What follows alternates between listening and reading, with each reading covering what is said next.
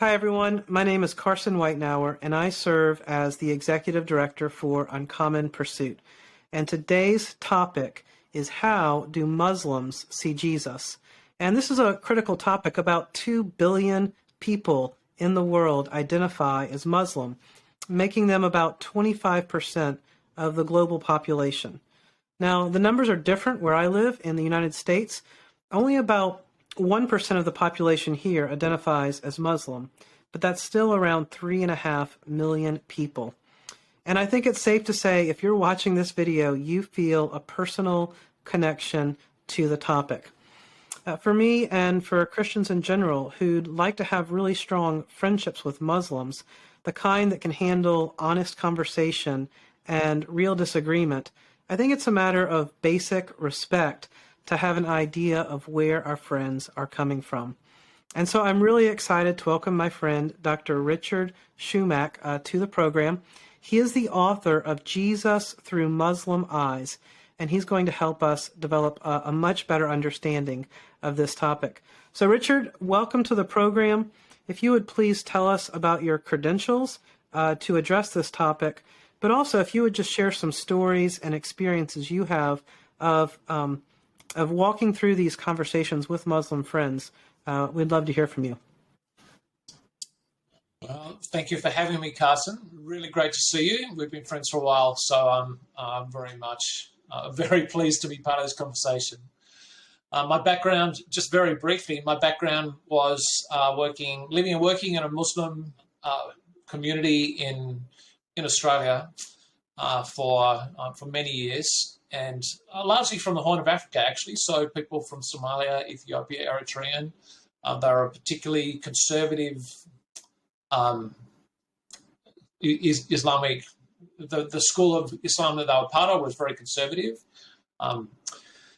and just through engaging in that community, that led me into research, mainly because I sort of worked out that Christians and Muslims often talked past each other. Yeah. Muslims were asking questions or offering challenges that Christians weren't interested in or didn't have sort of suitable answers for, didn't quite get where they were coming from, and the same worked the other way around. And so that actually led me into researching the Muslim worldview. So I'm not really a Quranic scholar. What I'm really specialized in is how Muslims think about religious belief and how they come to religious belief. So I ended up studying Islamic philosophy, got a PhD there, and now I've moved into lecturing and training in that sort of area. So that's in a nutshell, that's my background. Maybe two stories that are, or at least two catalysts for this conversation that might be helpful is the first time I really encountered in a conscious way how Muslims think about Jesus, and I talk about this in my book early on.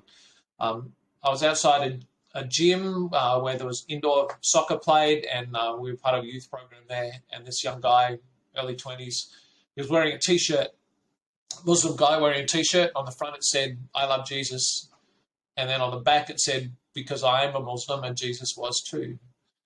And I thought, wow, okay, that's really interesting. I went up and asked him.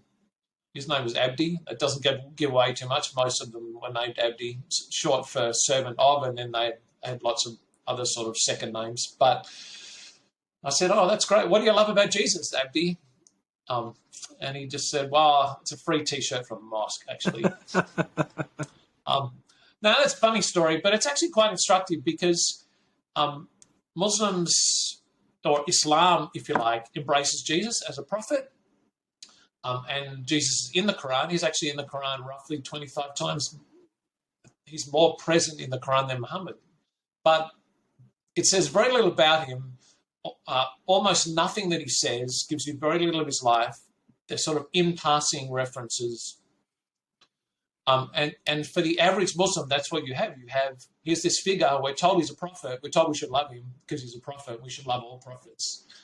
But very, very small understanding of who he is, what he said, what the distinctives were, even within Islamic theology, what the distinctives were about Jesus and his message. So, Richard, that's something other you... than he just taught Islam. Yeah, I want you to cover that. So in the first book of your book, Jesus Through Muslim Eyes, that whole section is exploring how Muslims view Jesus. And so in the Quran and in Islamic tradition, in the Hadith, what picture of Jesus does emerge in those sources? Well, it's quite mysterious. It's certainly not a clear picture. There are, as I said, he's sort of, I said in passing, that might not quite be the right way of putting it. How I think he operates is as a legitimizer for Muhammad, if that's a word, legitimizer. So the gist of the message was Muhammad came and he was proclaiming Islam, and he regularly was saying, well, look, you've heard it all before. You heard it in the prophets. You heard it in Adam had the same message, and Moses had the same message, and Abraham had the same message, and David had the same message, and Solomon had the same message, and Noah, and big on Noah, had the same message, and on through. And he said, and Jesus had the same message. So, and if you've got any doubts, then go and check what he said, check what's in the Bible. Now, and Muslims still, by and large, accept that. The problem with that, of course, is if you do go and check the Bible, then you'll realize that the things that Muhammad said were very different from the things that Jesus said. But in the Muslim imagination, it's not really like that, at least in the Quran. And so, yes, early on, that was Muhammad's message. Things changed a bit over time as the Muslim community, and just for context, for people who are not very familiar, Islam arose in the 7th century, so we're talking a big gap between when Jesus was around, 7th century after Christ, and it was small and it was Arab, and it was in the Arabian Peninsula. There were Christians, but there was no Arabic Bible, so the Arabs were very unfamiliar. Muhammad knew Christian monks, but clearly he'd never read a Bible, otherwise he wouldn't have said what he said. Right. So, but over time, so this idea that Jesus was a prophet who also was, about Allah, just like Muhammad, and that picture is hard to find in the Gospels, and so. Right. That reconciliation task has been a challenge, and you explain in your book that Muslims have one sort of overriding explanation for the difference. And you write, over the years, virtually all my Muslim friends have confidently assured me that the Bible has been deliberately corrupted. And then when you're engaging with the Islamic scholarship in that same section, you put it this way: at its heart, the Muslim Jesus story involves just such a historical conspiracy. It claims that the mainstream Christian accounts of Jesus' life, the biblical Gospels, were intentionally fabricated. It suggests that somehow, somewhere, someone conspired to corrupt and cover up the true story of Jesus. So just to give people context, spell that out for us. How is it that claim is so widespread, and what does that claim look like either in the literature or when you're talking with Muslim friends? Yeah. Okay. So let me just step back a little bit to the story I was telling. So Muhammad, his message was that Jesus had the same message, which was Islam, and all the prophets. I should probably point out there were some details about Jesus. So he believed in Jesus' virgin birth, and he believed in that Jesus did miracles, and he believed that Jesus ascended to heaven. Most amazingly, Muslims believe that Jesus is the one who's going to come back to judge, not Muhammad. So he picked up things. Like clearly he'd heard some things from Christians, and he'd heard stories. But that's about it. The actual content of the teaching is not there. And as the Muslim community grew, however, they sort of got out of their world, and particularly when they became the ruling power in the Middle East, they started to read a Bible. So this was now a few hundred years later. So they'd started with oral traditions about Jesus floating around, and Muhammad grabbed what he liked. But when you got to finally they'd read a Bible, they suddenly realized, well, hang on, this doesn't gel. Right. So what are we going to do with it? And so pretty much the last 1,000 years have been different explanations for why that doesn't work. The Quran tells me that the Bible affirms the Quran, but it doesn't. So because the first thing to realize is what the Quran is taken as true and unquestionably true. So the problem must be with the Bible. The problem in a Muslim mindset can't be with the Quran. And so what we've got to do is we've got to find out who changed it, when did they change it. And Muslims have had different theories on that over the last 1,000 years. They didn't have a strong sense of textual history. Then again, Christians didn't do a whole lot of text critical work on the Bible either until the last sort of 100 or so years. But certainly the early culprits in the Muslim imagination were the apostles. That's shifted these days. People would say the apostles and then the early church, but these days people will blame Paul mainly and say Christianity is an invention of Paul. So there's a couple of different theories, but that's absolutely where it comes from. It comes from, well, the Bible's it doesn't start with the evidence, if you like. It starts with the belief that the Bible has to affirm the Quran, and because it doesn't, it must have been changed. Mm-hmm. So that's the claim. But you won't find a consistent claim. Even within Islam, you won't find a claim.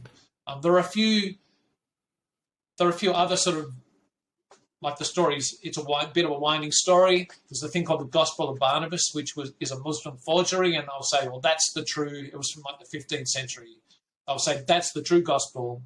And actually, as history has developed, we have discovered there are a lot of other sort of gospels that were floating around at the time. None of them ever were considered in the same way that the four gospels that we have in the Bible were considered. But Muslims will point to them and say, well, they were the true ones, or the true ones are lost. The Bible's ones are clearly corrupted. Yeah. But they've never really been able to show, find a smoke. There's no smoking gun. We've never been able to find an uncorrupted gospel or uncorrupted in a Muslim sense, or any sort of evidence that it was deliberate or no conspirators that we can point to. Yeah, so in terms of understanding and also of historical understanding and also of kind of an empathetic understanding, the history helps us understand, okay, here's how the Quran started explaining Jesus and Christianity. And then as Islamic theology developed and encountered an actual New Testament, the story had to adapt to new information.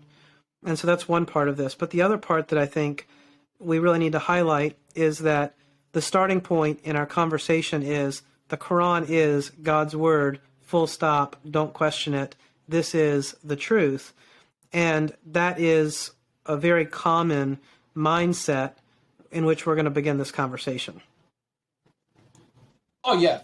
So, certainly, I should probably also, at this point, just drop into the conversation that there are a range of Muslim positions on things and a range of schools of thought, and the diversity within Islam is as much, if not greater, than it is within Christianity. So what I've really been talking about is traditional conservative Islam. And by conservative, I don't mean radical. I just mean genuinely like the original Islam, if you like, the traditional mainstream schools of thought of Sunni Islam. Now, probably only about a quarter of Muslims in the world are, how would I put it, rusted on, like who are Keeni beanies. I don't know if that's not the technical term, but Keeni beanie Muslims of that nature who buy into that. You've probably got about another half of the Muslims in the world who are nominally Muslim, and they'll have varying degrees of commitment to the core doctrines. And then you've got about another quarter who are just non-religious. And this is even in the Muslim world. This is not just in the West. Non-religious, even atheist. They're socially Muslim. They might identify as Muslim because they're from a Muslim country or Muslim family, or a Muslim village or something like that, but they're not religious at all. So 25, roughly a quarter of the Muslims you'll run into, anywhere up to half of them will say, yeah, the Quran is just unquestionably the word of God. Okay. But a whole heap of them will say, well, they won't be too fussed if the Bible contradicts the Quran, and they just sort of, well, it's up to God. We're not too worried about that. Okay. They won't be trying to develop apologetic arguments about that. And let me put it from another angle. Their Islam it's inherited. It's not thought out. It's not theologically sophisticated. Very, very few Muslims, even of the 25% of Kenya Benis, very few Muslims learn theology. Most Islamic theology is, this is not meant to sound rude or condescending, but you go to Friday school at the mosque, you do your sort of ordinary theological education, finishes by the time you're about 12, and most of it consists of memorizing the Quran anyway. You're not learning theology. Muslims don't, very few Muslims know any sort of formal Islamic theology. It's a handed down religion, and you focus on memorizing the Quran. That's what the training involves. So, yeah, it's when they say things like this, there's not a lot behind it. At least not a lot of original thinking behind it. There'd be another tip as well. When you discuss Jesus with Muslims, don't get into theological debates, because they won't have a lot of I won't have a lot to draw on, a lot of background beliefs around that or resources to draw on. That's helpful. And again, I think it's super important that we're always talking to a single person. We're not talking to Muslims or about Islam. It's this person and their beliefs. So the diversity. Oh, yeah.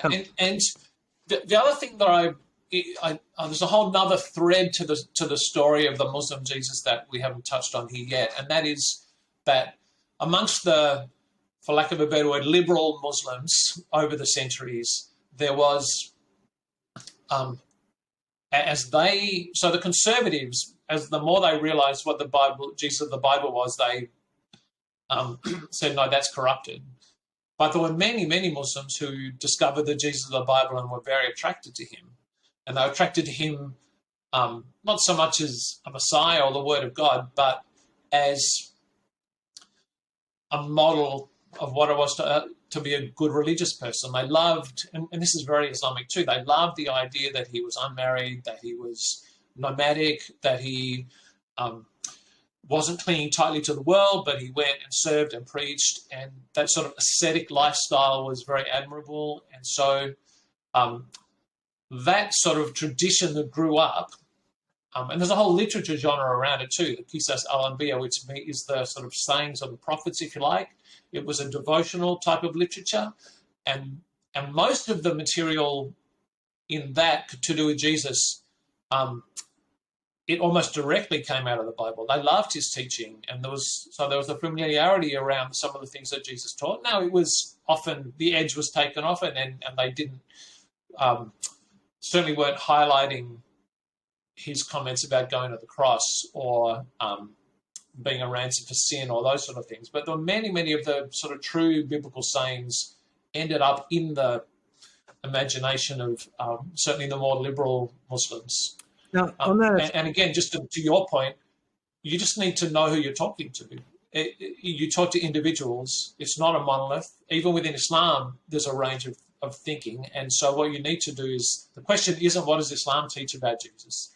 The question is, what does this person I'm talking to think of Jesus, and why do they think it, and where do they get their stuff from, and what's going to be the most helpful way that I can speak to them about Jesus? Well, and that's the kind of understanding we get intuitively. I mean, I imagine people in my community might think that everyone who goes to my church believes the same thing, but I know the people at my church, and we believe a lot of different things. And so just extrapolating that to others is helpful. Now, Richard, this was one of the stories that grabbed me about Jesus, was he was sleeping with a rock as a pillow, and Satan comes up to him and says, "Aha, I see you found something you really like on this earth." And Jesus kind of throws the rock at him and says, "Take it. I don't want this at all." That's part of that ascetic tradition you're talking about, where people latch onto these stories about Jesus as something inspirational, maybe something to consider imitating. Yeah. Oh, yeah. Again, and this might be helpful for your audience as well.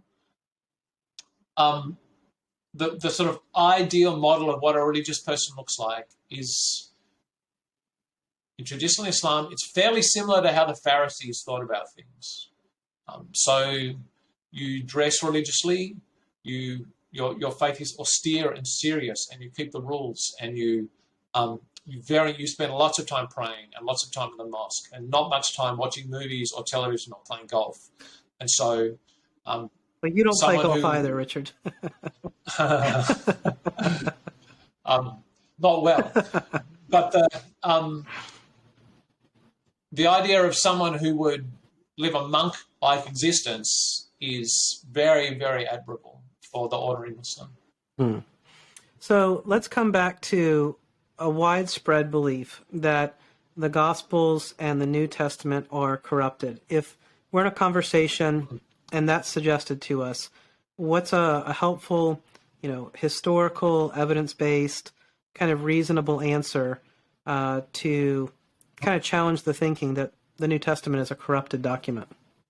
Yeah, sure. Well, that's a great question, and it's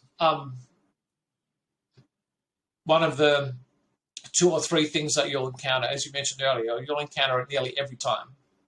And my general answer is, no, it hasn't.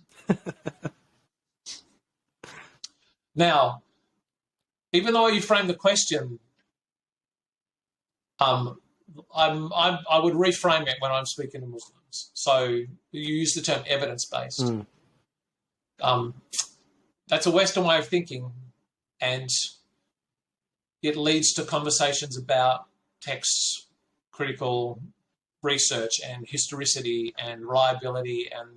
And look, there are many, many things you can say about that. And the Bible has been poked and prodded and tested, and you can't sustain a story that it's been deliberately corrupted. Well, whatever else you say about it, all the evidence from the thousands of texts is that the text that we have it today, minor a few scribal errors, is that are unintentional, not intentional, that there's no intentional corruption. So that doesn't wash. But a Muslim won't care about that generally, because the Quran tells them that it has been, or at least Islam tells them that it has been. And Islam is an authority knowledge framework. You believe, if you don't know, you trust your leaders. So if your imams tell you that, if the Quran tells you that, if your parents tell you that, that's all you need. And so that answer is an authority answer. When I say, no, it hasn't, it actually operates within the authority structure of a knowledge framework in Islam. Now, that doesn't end the conversation, obviously, but there's actually something very fruitful from saying, particularly for someone like me who's a scholar, who, if I just say to a Muslim, well, you might know about your Quran, but I know about my Bible, and I've done the work, and let me tell you it hasn't been changed. That actually carries a lot of weight, partly because the average Muslim hasn't done their homework, and you can push them on that, and they'll quickly treat you as an authority, at least on the Bible. So there's clues like that. You need to understand in the Muslim context that the conversation will have different contours than it will in a Western setting. So instead of if our friend is actually interested in the conversation versus going down the rational rabbit hole, you're saying it would be more powerful and persuasive to say, actually, Dr. Richard Shumack, a scholar on Islam and on the Bible, has studied this exact issue and presented in an entire book. He's made it clear that the Bible was not corrupted, and that would be the route to take on this. Not exactly. That would be better. Okay, help us get to the right thing. But if they don't know me, that doesn't carry much water either. What I'm actually suggesting is a better answer is, oh, no way. I live my life on this. This book changed my life. And this book speaks truths to my life that are powerful and penetrating. And so my suggestion is that you audience, like the Christian is the authority who is saying, I know what I'm talking about this book. And to the Muslim who almost never will have looked at it in any significant way, you need to say, wow, I know way more about this than you, and you need to read this Bible with me. And I think I think we need to, particularly Christians like you and I who've been in the apologetics world for a long time, we need to realize that apologetics is a last resort. We don't want to quickly run to giving defenses. What we want to do is offer invitations to people to come to God's word and trust that it will stand on its own 2 feet. It's a bit like Spurgeon said. Someone asked him how he'd defend the Bible, and he said, well, the same way I'd defend a lion, like the Bible can look after itself. So now, obviously, at some point, you might end up in the textual conversations. I think that's right, but I certainly would not start there. I would always start with a desire to sort of negotiate objections as little as you can in order just to say to someone, look, come and just have a look at it with me. See what you think. Okay. No, that's really helpful. So here's another side of that I'm curious about. If I'm talking to a friend and they say, you are subject to a conspiracy theory, I feel like that changes the conversation versus another response. So if I'm talking to someone and I say, hey, the vaccine for coronavirus is safe, it's effective, you should get it. I got it, I'm fine, I'm protected, you should get it too. And they say, well, the government falsified the data, you would think it's safe, wouldn't you? Right. I mean, I've got to adjust to that's their perspective, that I bought into a conspiracy theory. So how does this change the conversation? Yeah, right. And having said all that I've just said, I'll completely change tack and say that absolutely at some point, and with thoughtful Muslims, with educated Muslims, with Muslims who are genuinely interested, you'll need to walk down that route of making sense of the claims of a conspiracy one way or another. Usually the term is corruption rather than conspiracy, but in effect, it is a conspiracy. Someone had to have done that. And you're right. The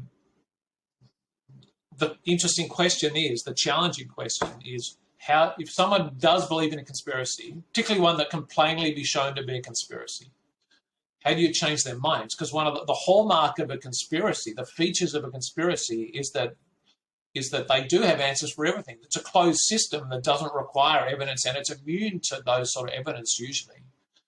And I think the shorter answer is you don't tackle the claims of the conspiracy head on, because it's bolstered against those. What you need to do is you need to insert a new piece of information into the system. You have to come at it from another angle and show them something that they haven't seen before, and then hope that creates cognitive dissonance, and it starts to crack up for them. And again, very strong, even in the West, where we're social believers far more than we recognise. We think we're evidence-based, but actually no, we're with a gang of people who think like us, and that really helps. And so if someone really is rusted on to that gang and that way of thinking, it will take time, and it will take time for you to become a trustworthy person and for the things you say to be worth listening to. And so it's sort of a two-pronged attack of you becoming a trustworthy person and also feeding in new information that they haven't heard that's not going to tackle their central claims head on, but will give them a problem. And I think with Islam and with Muslims, it's almost identical. What you need to do is you need to feed in new information. And that's largely what I try and do by sort of even a piece of information. Like most Muslims won't have a clue of how the Bible most Christians, frankly, won't have a sense of their biblical canon, how the New Testament came to be the shape it was. But one of the things I do in my book is I tell that story. And when you hear that story, you realize, well, actually, it couldn't be corrupted the way that Muslims talk about, because it wasn't a centralized process. It wasn't Paul had nothing to do with it. Like all the sort of standard things that they said, and you don't have to start. So the point is, you don't say to them, "Oh no, you're wrong about Paul," or "You're wrong about this." You say, "Let me tell you a story," and you tell the story of the four main Christian communities and the way that so you had Peter in Rome, and you had the Matthew community in Jerusalem, the church there, and the church in Alexandria in Greece, and they shared texts around. And there's no way you could have corrupted the Bible the way the New Testament came together. So you feed in little bits of information like that. Yeah, I mean, I could keep going, but that you get the sense of it. Don't tackle conspiracies head on, because they're well protected against that, and become trustworthy and play a long game. You won't do it overnight. And also be ready for when the system does crack. So you need to remember, fundamentally, we're talking about truth. And if a conspiracy really is a lie, at some point it will fail. And you'll need to be there to pick up the piece. And I think that's true of our religious beliefs as well. If Islam is false, then it will fail Muslims. Somewhere it will fail them. It will fail to provide the life it promises. It will fail to deliver on the society it promises as well, and the comfort it promises. And that's when you need to be there saying, well, here's this other guy who says, come to me and I'll give you rest, or my burden is light. Yeah, I think that helps us connect a lot more deeply, Richard. And you've emphasized something repeatedly that I do feel is often missing,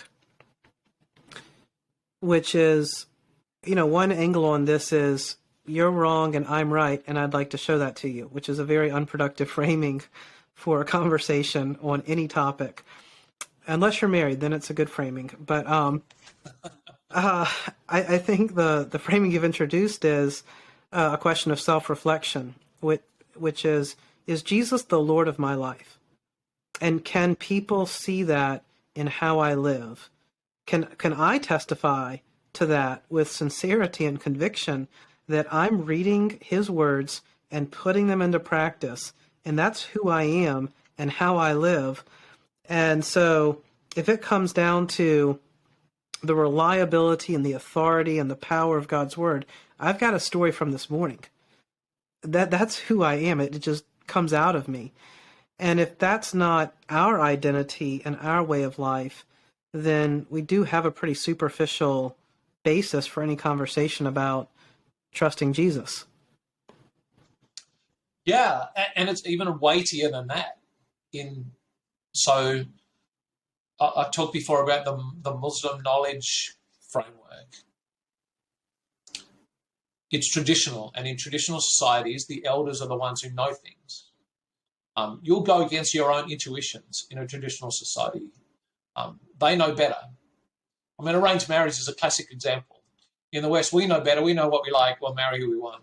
In a traditional society, no, they know better. They know what makes a marriage work. They know what character you're after. It's that sort of sense. And so actually, you need to realize that whenever you go into a conversation with a Muslim, a traditional Muslim, you're not just having a conversation with them. And you're not just, particularly if you have the you're wrong, I'm right approach, you're not just telling them they're wrong. You're telling them their family's wrong. Their village has been wrong for 1,000 years. Their imams are wrong. And who are you to do that? Why should I listen to you? You're a kid. You're an average Joe. You're not a religious person. You're not an authority. But in effect, you have to be an authority. And so you have to know, let me put it this way, you have to know more about God than their imam. That's a heavy load. At one level, it's a heavy load. But actually, in another level, it's not. If a Christian is a bearer of the Holy Spirit, like we do have an authority to speak because we're indwelt by the presence of God. And that's really what you need to embrace. It'll be might take them a long time to recognize what a religious person really looks like, because it doesn't look like a Pharisee. Certainly doesn't just look like a monk. It looks like someone who's full of grace and forgiveness and the fruits of the Spirit. But yeah, that's the realm we're operating in, is where you represent God before them.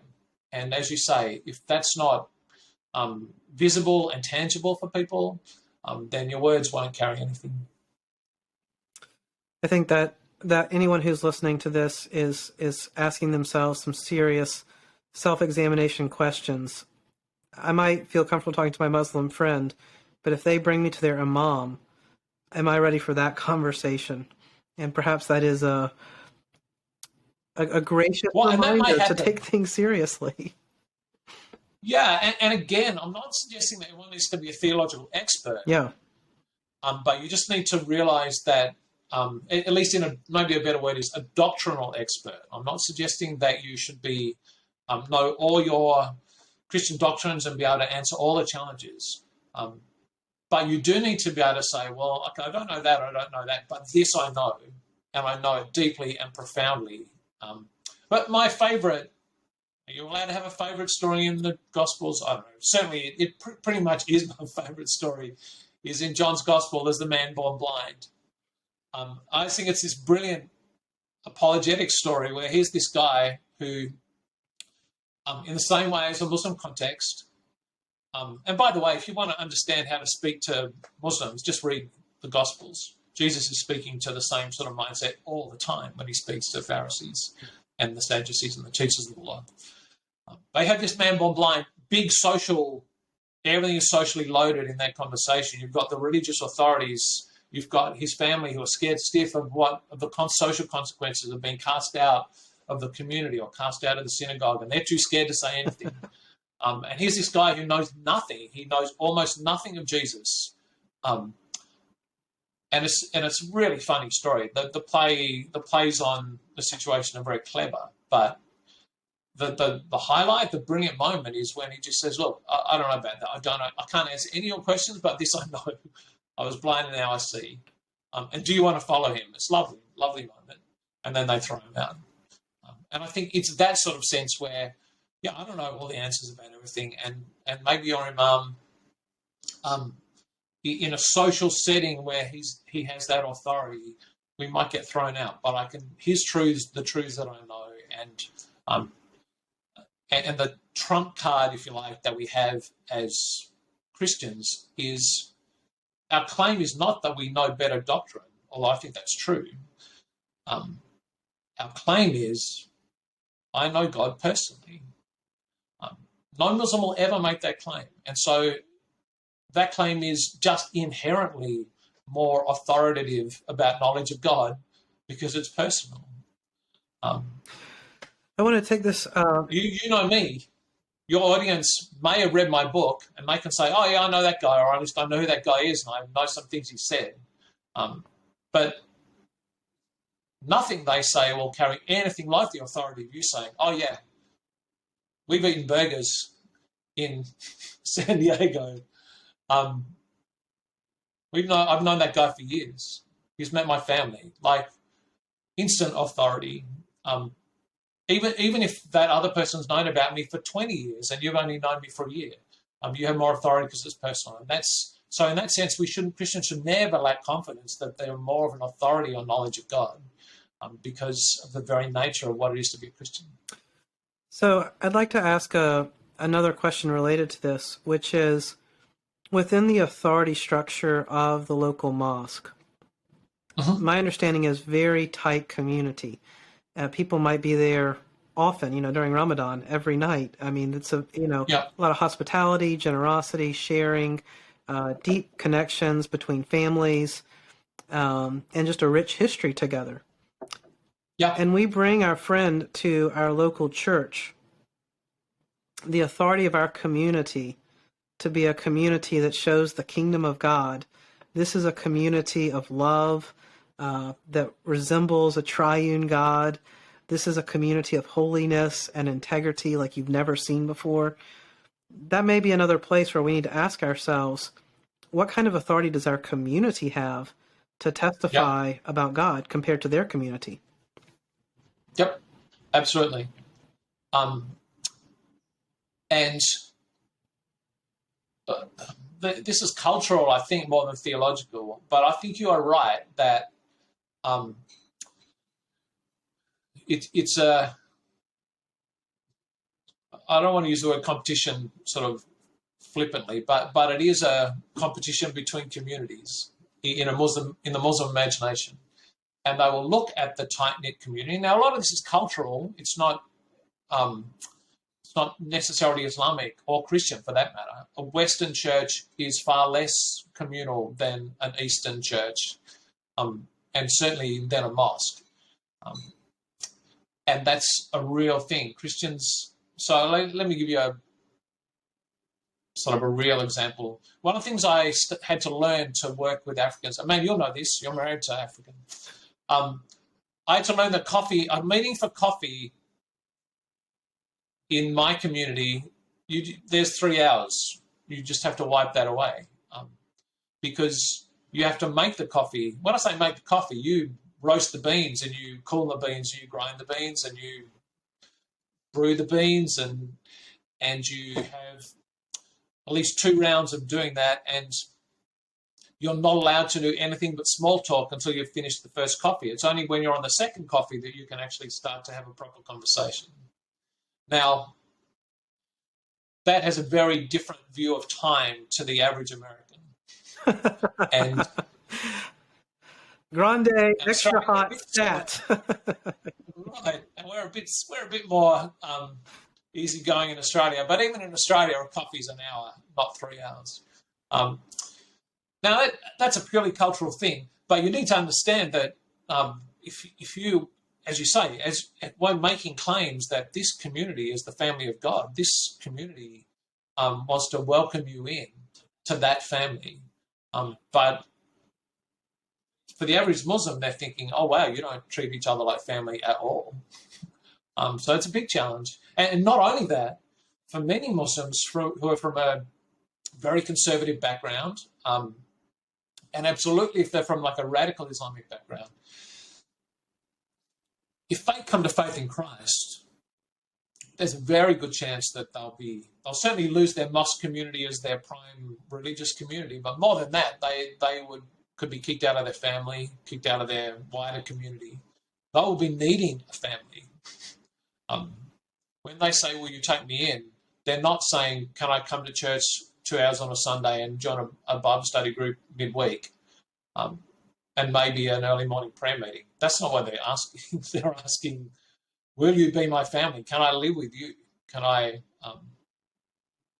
That's what it's like. Heck, in country Australia, if you have a Muslim in Australia who is travelling, they'll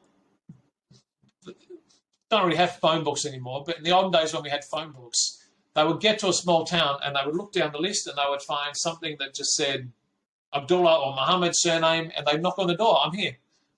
I'd like to stay at your place, and they'd be taken in.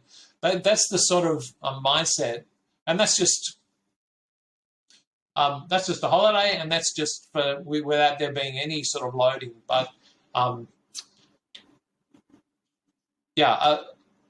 Muslims really will be expecting a family. Well, especially so we need to be able to, every time, let me put it another way, every time you start a conversation with a Muslim about Jesus, you need to be in the back of your mind thinking, can I welcome this family, this person? Can my church welcome them in as their family? Is that a realistic thing? They're the stakes that are involved. By the way, they're the stakes that are involved for everyone. Islam is not a special case. The problem isn't that it's Islamic. The problem is that our view of church in the West is often very corporatized and individualized, and most of the world don't think like that, and I don't think the Bible thought like that either. I'm not saying it's communist, but it's certainly the model is family. So it's not a political model, but the model is family and that level of commitment to each other. Yeah, if we're going to have that authority as a Bible person, as a Jesus person, and we read the story of Jesus saying to his own family, That's not my family. My Yep. family is whoever does the will of God. And Right. they want to know, okay, who is it that does the will of God that you treat like family? It's a fair question. And Mhm. so, yeah, I think a lot of self-reflection here about what kind of credibility do I have as a follower of Jesus, and what kind of credibility does my community have as brothers and sisters in Christ, if we're going to have any provocative witness here. Yeah. And can I just add into that? Um, I think that's right. We need a proper level of reflection, but we should also not be too down on ourselves, um, because I think it's true that there are some cultural things like that that will be jarring initially to certainly to any sort of first generation um, Muslim who's in the West. But the flip side is, and we should never lose sight of this, is virtually every church I've experienced, and this is certainly true. I mean, have traveled regularly with you, even in the US, and everywhere um, I've been welcomed with open arms, and it's been a place of grace. It's been a place of um, joy. We've sung praises together. Um, it's been all nations gathered. Like we shouldn't underestimate, because it's not perfect. That doesn't mean that church isn't distinctive and distinctively different from the mosque. So it's true that the mosque, they'll give you a bed at the mosque. That's right, but they're never singing songs of joy in the mosque, and they're not teaching grace in the mosque either. They're teaching law in the mosque, and so don't ever underestimate just how distinctive church is. I remember, this is a slight sidetrack, but it's worth it. I remember this one time where years ago, when I was a youth pastor in a very sort of old school Anglican church, still had like not quite bells and smells, but very liturgy, prayer books, and organs. And um, we had a lady in our evening church, in the youth church, who was French, and her sister came out from France to visit us here in Australia. And her sister had never been to church with an atheist, had could not speak a word of English, and my friend Sophie wanted to invite her along to church, but they couldn't come in the evening because they were on the road. So she could only come in the early morning old person conservative service. And I said, don't go there. They're grumpy. Because I would get in trouble all the time because the youth group would sort of smash the building. And anyway, but so she went along and she sat through this very, very, to my mind, slow and tedious and very sort of dorky and quirky service. Got to the end, didn't understand a word that happened, got to the end, and she just turned to her sister and said, I've only got one question. And then, why was everyone's faces shining? Hmm. And I just think, for all the imperfections of church, for all the sheep bites, for all the things we get frustrated about, and the debates, and we also need to believe 2 Corinthians 3, which talks about how we are like Moses. We've got unveiled faces and we're glowing, and we glow in the power of the Spirit. And we take that for granted and we miss it. But one of the key things that Muslims who come to Christ testify to is what they see in church, the distinctives of church. So yeah, don't lose too much confidence. We are the shiny people. That brings me back to my conversion. I was singing soprano as a youth. Okay. Have to confess that. And we were on TV, which is extremely embarrassing now, but I was very vain and proud of at the time. And I was all focused on how my choir robe looked as a young boy. And it's absurd to recount this. But across the choir loft, there was an older man, and he was just radiant with joy. And the whole service was clearly just the happiest worship of God. And in the midst of all my anxiety about how my choir robe looked, I prayed to God and said, God, I want whatever that man has. And in that moment, this incredible joy filled my life. And I forgot about all of the absurd things I was considering and spent the rest of that service happy and praising God, and all because of that prayer. And so it is incredible to have that personal knowledge of God, and to encounter Him is to be joyful. I'm not saying we don't have hard seasons as Christians. The Psalms talk about all of that. But the joy that Christ gives is an incredible thing. Yeah, and that's a foreign concept to Islam. In Islam, you're a slave. You're a slave of God whose job is to be obedient. In Christianity, we're children of God who are rejoicing in the Lord. And I'll say it again: rejoice in the Lord always. It's a quantum difference. We're not good people. We're people who are dead and they were alive, and we should never underestimate the. Again, because one of the tricky things in conversation with Muslims is that in the Muslim imagination, Christians are just other people trying to be good with a slightly different boss, and some heretical beliefs about that boss.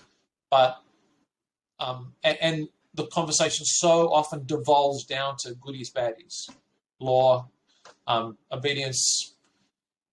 You need to reframe the conversation completely from death to life. And so, perhaps my last question is, in your book, you make it clear, you say Muslims imagine Islam and Christianity to be very much the same sort of religion. Yeah. And then you argue that they're quite different. You write, the Muslim and Christian Jesuses are walking very different roads. The Christian Jesus walked directly and purposefully to a cross. The Muslim Jesus went out of his way to avoid it. What this means, of course, is that at their heart, Islam and Christianity really are different religions, very different. The Quran describes a beautiful religious walk along a road smooth enough to traverse in your own strength. The Gospels portray a humiliating and mysterious journey in which God carries you over steep and insurmountable obstacles by His Spirit. And as I was reading your book, I was struck again by what a conundrum that is. That Islam is saying, hey, these religions are basically the same. And Christians are saying, no, they're totally different and contradict each other. And right there you have another obvious difference between the two faiths. We can't even agree if we're the same religion. It's that fundamental of a disagreement. And so what are some ways that you've respectfully navigated that particular tension where they're saying, Richard, my T-shirt, I love Jesus. And you're like, I don't think you even know the real Jesus. How do you bridge that gap? Yeah, right. And one of the things I talk about in my book is just how, I don't mean to be too rude, but there's sort of no excuse for that for Muslim scholars to have that. It's just lazy and sloppy. Like they just really haven't bothered looking. And for the average Muslim, that I think that's the challenge, is you need to I'm just going to make this thing up. I don't know what it would even look like, but we've got lots of evidentialist apologetics, but what we need to have is maybe romantic's not quite the right word either, but like a wooing apologetic, or at the very least an apologetic of intrigue. Like we need to do something out of the box to get Muslims saying, well, hang on, that doesn't fit. And why, hang on, if you're a religious person, why that? And why this? And so just that sort of out-of-the-box intriguing apologetic. And I would try... Jesus was like this too, by the way. Like there's this really... I don't know how to put it. This enigmatic sort of statement where Jesus says... basically, he would get in trouble for either being too austere or too joyful. So this is the sort of thing where you asked me to sing a dirge, but I danced, and like he didn't fit their categories, and people couldn't work out who this guy was. I remember doing that too. I would go and play soccer wearing my clergy collar, my dog collar. I play soccer doing that, and then I wear shorts at church, which is what little kids do. And whether it was worked or not, I don't know. I was just trying to play with categories of what it is to be a religious person. And so I think, you can be grumpy about it and say, "Oh, you're lazy and you don't care." But I think a better way of doing it is just live such, as Peter puts it, live such sort of weird, bizarre, righteous lives in front of Muslims that they'll sort of go, "Well, I don't get this." Maybe one last story that sort of shows you a bit how it works. We ran a camp. We would run a family camp, and we'd take about 100 Somali Muslims away on a camp each year at Christmas time because they never got a holiday. They were in a city. They were in poverty. I remember one time one of the local drug dealers turned up and said to us, "God told me to be here today and that he's going to do a miracle in my life and I should come on camp." And all the Somalis said, "No, we know this kid. He must not come on camp."